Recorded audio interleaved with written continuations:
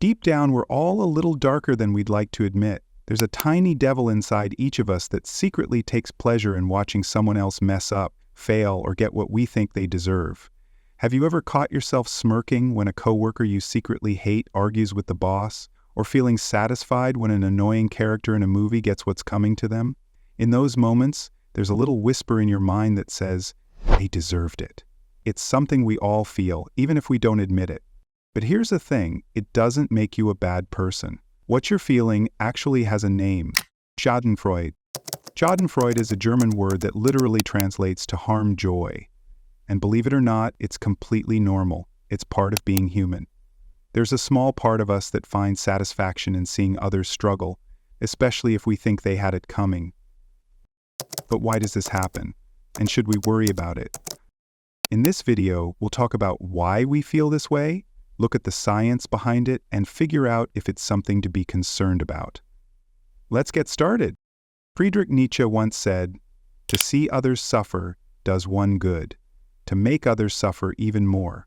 This is a hard saying, but a mighty human, all too human principle. While the term Schadenfreude originated in Germany, the concept has existed much earlier. Ancient philosophers like Aristotle and Cicero discussed the darker side of human emotions, highlighting how people often compare themselves to others and feel satisfaction when others fail. Additionally, Shakespeare's plays frequently used humorous misfortunes to make audiences laugh and feel a sense of satisfaction.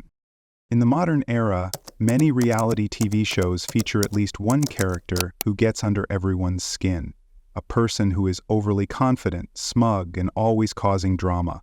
They are the type of character people love to hate, and when they finally fail or lose, it's hard not to feel a little spark of joy. It feels good to know the story ended the way we think it should.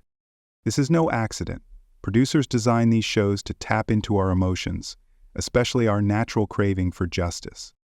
If you're not convinced, let's talk about The Devil Wears Prada. You have no style or sense of fashion. Well, I think that depends on what you're... No. That wasn't a question. Remember Meryl Streep as Miranda Priestley? She's the picture of power, cold, commanding, and completely intimidating. Her icy stares and impossible standards make her a character we can't take our eyes off. But deep down, didn't we all secretly want her to mess up just once? To see the untouchable boss lady face a little reality? Now think about Cersei Lannister from Game of Thrones. Came into this world together, we belong together. Oh, but it was. When you play the Game of Thrones, you win, or you die. There is no middle ground. She's ruthless and power-hungry, manipulating everyone to stay on top. For season after season, we watch her lie, betray, and crush anyone who gets in her way. And then it happens. The famous walk of shame. Seeing her brought low after everything she's done was oddly satisfying. Do you remember Regina George from Mean Girls? I love your skirt. Where did you get it? It was my mom's in the 80s. Vintage. So adorable. Thanks. That is the ugliest effing skirt I've ever seen. She's the most popular and cruelest girl in school, ruling with an iron fist and a fake smile. But when her reign crumbles, it's hilarious. Admit it, you laughed out loud when the bus came out of nowhere and took her down. It was shocking, but also a perfect dose of karma. So why do we love seeing others mess up? Studies show it's not just about being mean, it's about power. But this feeling isn't just emotional, it's physical too. Many researchers show that when we see someone fail, a part of our brain called the dorsal striatum becomes active. This part of the brain is linked to feelings of pleasure and reward. It's the same area that lights up when we experience something enjoyable, like eating our favorite food or getting good news. So seeing someone mess up can actually feel good in a very real way. But it doesn't stop there. Schadenfreude is more than just petty satisfaction. It's a survival mechanism. Humans are naturally competitive and always comparing themselves to others. And sometimes, the quickest way to feel better or more powerful is by watching someone else fail. It's interesting to note that humans have been enjoying Schadenfreude since the dawn of civilization. The Romans threw people to the lions while crowds cheered. Medieval villages would gather to watch public punishments. People weren't just there to be educated. They were there for the show.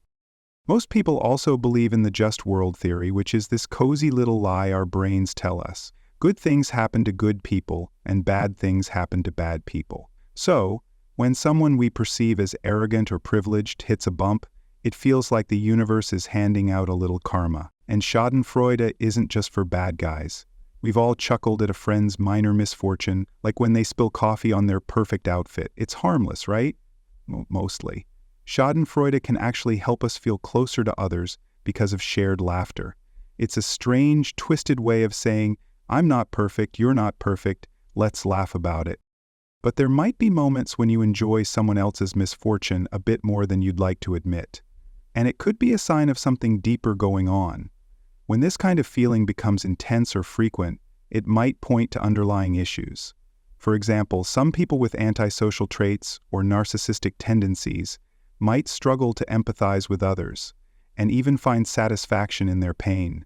In rare cases, it could be linked to sadistic tendencies, where witnessing or causing harm feels rewarding.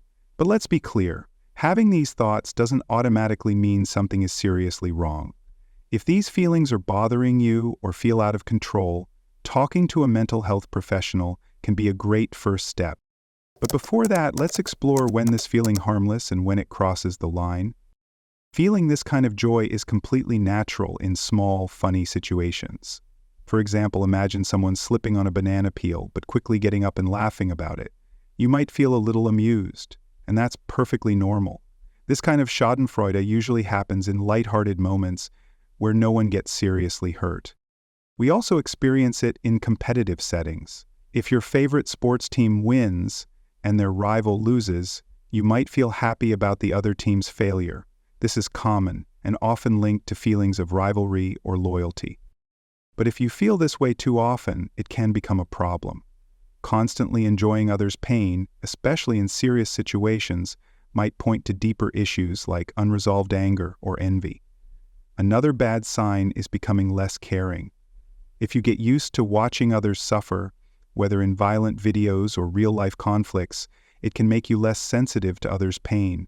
Over time, this might reduce your empathy and compassion. The most concerning sign is acting on it. If you enjoy seeing someone suffer so much that you start causing harm just for fun or satisfaction, it becomes a serious issue. This could hurt others and damage your relationships.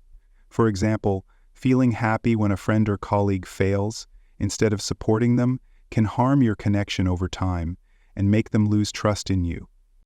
Schadenfreude reminds us that emotions are complex. It's okay to feel it sometimes, but it's also an opportunity to reflect.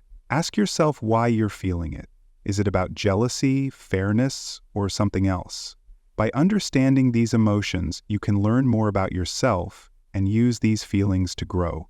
So next time you feel a little joy at someone's misstep, take a moment to think about what it means, and maybe even what it can teach you.